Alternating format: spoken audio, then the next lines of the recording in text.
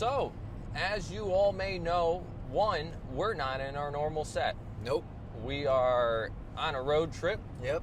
And we figured, hey, why not record a little bit while we're going that way? And the biggest thing here that we got to talk about, some crazy news, is that the Cleveland Browns have gotten rid of their offensive coordinator, Van Pelt. Yep. The running backs coach and the tight end coach. A little clearing the house in Cleveland. Yeah, we completely shook the room up, and now we got barely anyone left. I mean, a big shocker to a lot of people. We came into season. They've been around for a while. We ended up making the playoffs. Obviously, we got blown out. We all know the story on that one. Yep. But no one saw this coming, I don't think. I don't think either. Now, again, play on offense has been a little shaky the past 2 years. I mean, to be fair, the Browns have had a few up and downs, to say the very least, when it comes to offense. Just a little bit. So, and we haven't been horrible on that side of the ball either. So, yeah, big shocker. But then again, if you get blown out, what was it, 48-14? 42-14? It wasn't a good score, I can tell you 45-14. that. I tried to forget about it, to be honest. Yeah, but I mean, it makes sense. You got actually a lot of coaches and a lot of good people coming up who are available for the position. So, I mean, it's kind of exciting. We could see something special here on offense. So the question that makes us bring to is, obviously there's a decision behind the scenes here by Stefanski and everyone, Andrew Berry, who we trust. And who we trust. We trust. They've obviously built a team that can compete. Yep. You know, the only one blemish that we know on their record right now, which I think that's what this is centered around, is they saw what our offense can do with Joe Flacco and said, well, wait, maybe we're not scheming this right to what we need. You know, Deshaun's been struggling. Maybe it's not that Deshaun's struggling. Maybe it's the scheme fit. Yep. Maybe Van Pelt isn't calling up the right plans for Deshaun to succeed in. Obviously, it works with Joe Flacco. Yep. Like you said earlier, our Browns offensive scheme is kind of built for a guy like Joe Flacco. Yeah. Someone who can just sling the ball, but who's not going to move much in the pocket except to escape pressure. And when we have two players like Deshaun Watson and DTR, who is our primary backup. Who is our primary backup at the moment, now that the season has ended. Who was drafted because he was very similar to Deshaun. Yes, correct? Exactly. Yeah. The whole reason is the scheme of it, where if Deshaun goes out, DTR is the same type of quarterback. He slots right into it. Yep, and the important part is finding a fit now because, again, we're schemed to someone like Joe Flacco, but that can easily be switched. The only question is who's really on the market right now. That's going to fit. So it goes into, with that, you know, obviously Van Pelt wasn't calling the plays. Stefanski calls the plays in Cleveland. We all know this. The question is, you know, obviously Van Pelt's job is to put together a game plan. Stefanski runs it. He trusted Van Pelt. Yep. Does this mean that Stefanski midway through the season started questioning decisions by Van Pelt and saying, hey, you know, this isn't how I want to call this game? Yep. So I don't know if there was some turmoil there, and that's what caused the Van Pelt issue. And we looked at it in certain situations. We talked about it all season. Sometimes the game plan just didn't seem fluent.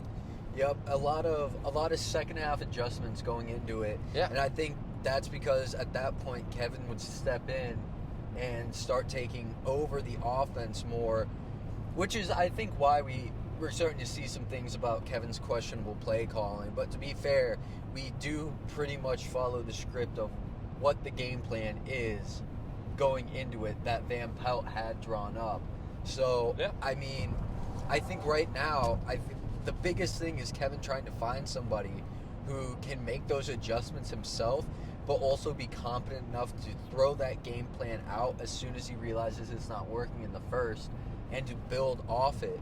And I just don't think Van Pelt, even though we've been with him for, 3-4 years ever since Kevin came in? He is the only quarterback, or the offensive coordinator, who has a playoff win for us in ages. He was the coach currently at the time when Stefanski went down to good old COVID. Yep. Led us to that victory over the Steelers. But I think the primary thing you see here is you go back in some of the games this season, right? The one that rings the bell for me is when you look at, it's going to get a little bumpy here, so apologies. Oh, yeah, sorry about this. When you look at Van Pelt, you know, the first half of the Ravens game where we came back and won because Deshaun's killer second half. Yep. Does that mean that going into it, Van Pelt had his game plan? It wasn't working. Stefanski and Deshaun looked like crap in the first half. Yeah, Deshaun was rough in the first. So then the second half comes out. Somehow Deshaun goes 14 of 14, 2 touchdowns, lead us to the victory. Yeah, and like, 70 rushing yards or something? Was that Stefanski's doing where he said, all right, we're throwing your script out. It didn't work. Yep. And this is what we're doing now. We're running it by my show. So I think we're going to be targeting someone who Stefanski has a little more, not control, but input in the game plan. I don't know if maybe Van Pelt had too much of his solo and it shows. Now, Van Pelt's going to get a job anywhere. Yeah, he's a good guy. I mean, the Panthers need him. Yeah. I mean, that's just to say the very least. I don't think the Bears would need him too much. No. I don't know, because Justin Fields is pretty comparable. So he'll get a job somewhere, but that's like the main one. And then Yeah. you go into the running backs coach, a guy who a lot of the team loved, and there's some turmoil apparently with the players over these firings. Yep. The running backs coach, I'm torn on because even with our second stringers, we still, I mean, yes, the running game wasn't great. I mean, But there are some flashes in there. there's some flashes in there, but I'm going to throw this out there. We did not have a 1,000-yard rusher this year. No. The second half of the season, it really came down. Again, that might have been the fact that Flacco really brought Van Belt's playbook alive. But without a 1,000-yard rusher, I mean, who was it? Najee Harris was a 1,000-yard rusher. I mean, there's the Rams running back, Kyron, yeah. He was a 1,000-yard rusher, and honestly, with how much of a run-heavy offense we run, I'm not too surprised that we want to get rid of him because we weren't able to produce, especially in the second half of the season when we needed him. Our run game could have been huge in the playoff game against the Texans, and It just you know, wasn't. it's easy to look like you're an elite coach who knows what he's doing when you have someone like Nick Chubb running the ball for you. Yeah. But I mean, it's one of those things where it really shows what kind of coach you are when you can take our second string, our third string, you know, Big Ream, Ford, and actually make them into comparable running backs and 1,000-yard rushers. Not to say they didn't have stellar seasons. I mean, Kareem Hunt had the most touchdowns he's ever had in a year with less games played. And Jerome Ford I think he got just under 900 yards I rushing. think so, yeah. And but again, To me, it's a questionable call. it's a questionable call, but it shows who you are more of as a coach when you can take a diamond in a rough. You know, you can take some coal and make them into a diamond, and that's just not what happened here. No. And honestly, without the help of Nick Chubb, I mean, I can understand why we're moving on to someone else. I get it, but the only question is who would be a better replacement? Yeah, and he was the team loved him. That's the he thing was that great. I see. He was awesome. He was So amazing. the other part of it is the tight ends coach, which to me makes absolutely zero sense. Yeah, that doesn't make too much sense. I mean, the for me, Joku too. had his best season ever. Harrison Bryant had some Harrison good potential, Bryant was one of the especially only the people end of the trying season. on offense I during mean, that Texans that game. tight end group came alive when Joe Flacco took over. I know Joe Flacco has Absolutely. partly to do with that. Absolutely, but again, it might just be how they're practicing with them and how they're trying to scheme them in the off season. They figured if they kept somebody like him around who's more tailored towards Van Belt's play style, then if they're going to get a new coordinator, then you can be as good as you want, but it's just not going to mesh because you're going to be thinking of two different things. Yeah. And the last thing we want to see is an entire season that mimics the first half of our season where Njoku wasn't getting any looks, wasn't getting the ball, wasn't given the opportunity to shine. And with a new offensive coordinator coming in, it kind of makes sense to want to get rid of him, to find someone to scheme him better. Because after this year, you realize, oh, if Joe Flacco was the reason the scheme came together and we're getting rid of the offensive coordinator that made it happen, then it makes sense to get a new coach who can mimic the same thing or even better Yeah. for the tight ends. And I do have one person in mind for our new offensive coordinator already. And I think it'll be no shock when I say his name. And he deserves a head coaching spot on the Commanders. Now that Are you Rivera's saying gone. Mike Vrabel? No. Mike Vrabel would be a great offensive coordinator. He reminds me a lot of Dan Campbell. He'd be great with Schwartz, but honestly, EB from the Commanders, their offensive coordinator. See, I don't think EB would come. I would love to.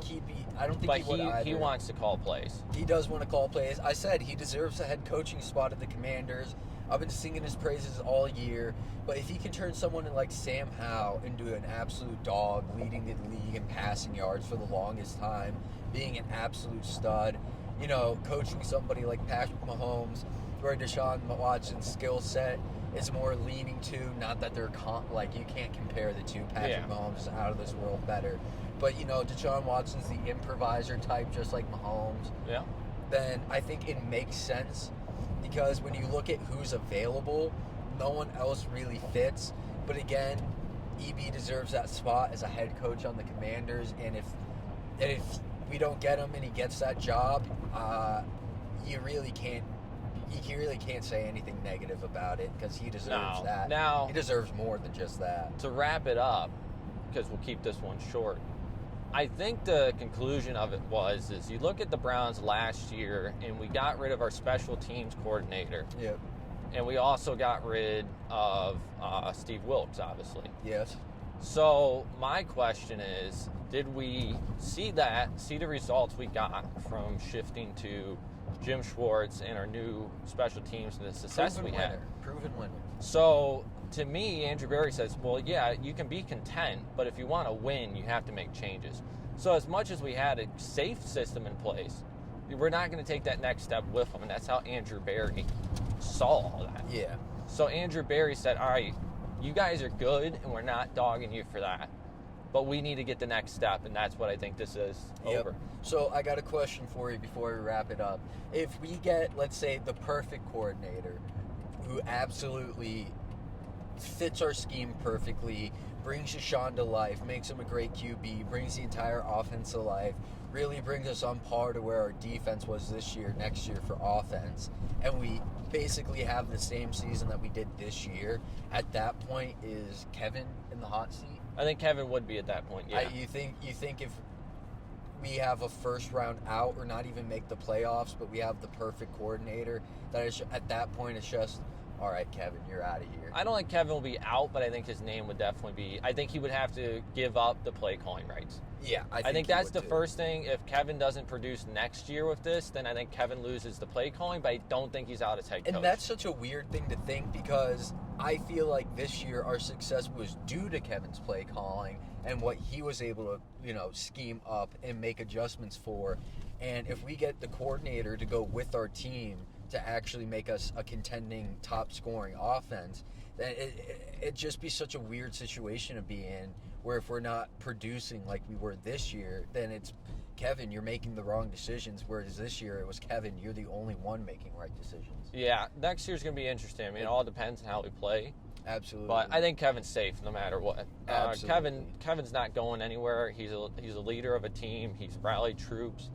He's a people pleaser, all this stuff. I think Kevin's going to stay for a long time, because, one, we've never had that safe coach, and I think he's going to be the safe one for a long time. Yeah. So, but anyways, let us know your comments on what you think of these. Let us know any changes. Any coordinators you think will be better. If there are enough comments with different names, and maybe we might even do a top 5 list. But you gotta let us know what you think in the comments. Well, thanks for watching. Thanks for tuning in.